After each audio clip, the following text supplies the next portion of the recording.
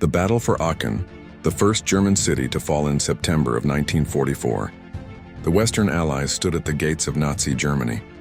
Their incredible advance across France had brought them to the heavily fortified Siegfried Line, a vast network of bunkers, minefields, and tank traps guarding the Reich. Many believed the end of the war was near, but momentum was slipping away. On September 17th, British, American, and Polish forces launched Operation Market Garden, an ambitious gamble to bypass the Siegfried Line by crossing the Lower Rhine in the Netherlands. The operation failed. Long supply lines and shortages of fuel and ammunition forced the Allies to slow down. The race to Berlin was over. The German army was battered but far from beaten. Field Marshal Walter Model admitted that his 74 divisions had the strength of only 25. Yet the pause in Allied operations gave Germany time to regroup.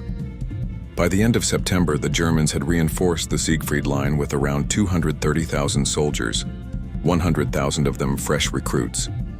Their tank strength on the Western Front grew from just 100 vehicles at the beginning of the month to nearly 500 by the end. The defense now stretched nearly 5 kilometers deep in places. Supreme Headquarters Allied Expeditionary Force under General Dwight D. Eisenhower shifted its focus toward Germany's Ruhr industrial heartland. General George Patton's Third Army was ordered to seize the French region of Lorraine. The First Army, under General Courtney Hodges, was tasked with breaking through the German front near the ancient city of Aachen. At first, Hodges hoped to bypass the city. Aachen had little direct military value.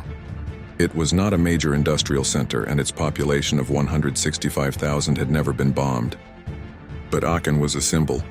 It was the first German city threatened with capture by the Allies. It was also the former capital of Charlemagne, founder of the First Reich. Losing Aachen would be a devastating propaganda blow to Adolf Hitler. The Germans turned the city and its surroundings into a fortress. The Siegfried Line in this sector was formidable. Belts of trenches, concrete bunkers, and steel obstacles called dragon's teeth. Minefields and barbed wire stretched as far as the eye could see. In some areas, the defenses were more than 16 kilometers deep.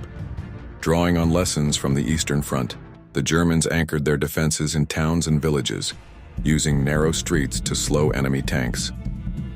Morale among German soldiers hardened. One officer later said, "We stopped being Nazis. We were now simply German soldiers defending our homeland."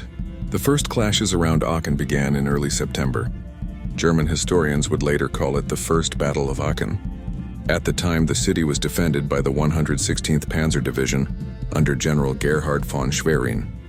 As American forces approached, most city officials fled without evacuating the civilian population. Hitler was furious. He ordered all Nazi officials who had abandoned their posts to be stripped of rank and sent to the Eastern Front as common soldiers. Von Schwerin saw the hopelessness of his situation and attempted the unthinkable: surrender the city. On September 13th, he tried to deliver a letter of capitulation to the Americans. But just as he prepared to hand it over, he was ordered to launch a counterattack southwest of Aachen. He obeyed, sending his Panzer Grenadiers into battle. The letter never reached the Americans. Instead, it fell into Hitler's hands. The Führer was enraged and ordered von Schwerin's immediate arrest. He was replaced by Colonel Gerhard Wilk, a loyal officer who vowed to hold Aachen at all costs. The American 7th Corps continued probing the defenses. On September 12th and 13th, they faced fierce resistance. Between September 14th and 16th, the 1st Infantry Division fought through German counterattacks and slowly formed a crescent-shaped arc around the city. But the advance stalled. The Allies were forced to divert precious fuel and ammunition north to support the already failing Operation Market Garden in the Netherlands. By early October, Aachen stood defiant. The city had become a symbol for both sides. For the Allies, it was the key to breaking into Germany. For Hitler, it was a matter of national pride. He issued clear orders. Aachen was to be defended to the last man. The final battle for Aachen would rage for nearly 3 weeks. Ancient streets and medieval buildings would be reduced to rubble. It would be the first time in centuries that a German city fell to a foreign army, and it would send shockwaves through the Nazi leadership and the German population alike.